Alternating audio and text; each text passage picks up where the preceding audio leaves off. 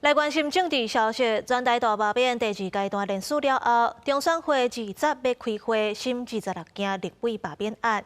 中选会表示，若准成案，7月初10到8月19的拜六，拢有可能会投票。原则上会建议伫咧同一日投票。按照进前郭建明讲的7月2日，嘛是有可能的。 大罢免第二阶段联署就要结束，目前有31件罢免国民党的立委案件完成送件。中选会伫咧20日委员会期将会审定第二阶段插队结果。主委李进忠伫12讲，有5会处理26件立委罢免案。若是伫迄天有宣布成案的，原则上所有的罢免案将会建议同一天投票。民进党团总召郭建明18有5讲，7月2日投票也是选项之一。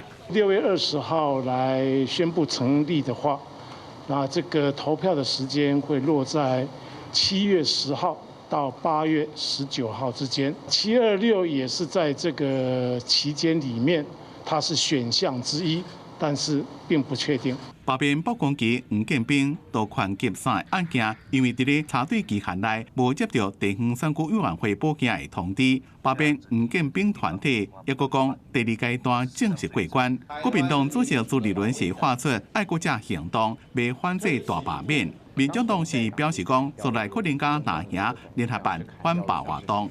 我也一直都在扫街啊。其实我们有大量的职工，每一天不管是大太阳或者是下雨，非常感谢他们都来帮忙宏威。如果你继续去破坏以前党外的这个精神，自己营造一个绿色恐怖，然后连在野党都是要消灭的。 你们对不起党外的这个同志，所有在野力量会集结起来。